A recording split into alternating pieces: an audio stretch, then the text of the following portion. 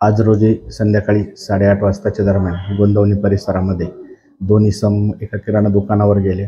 तेथील दुकानदाराला त्याच्या भावाबाबत चौकशी करून जुन्या भांडणाच्या रागातून भावाबाबत चौकशी करत होते.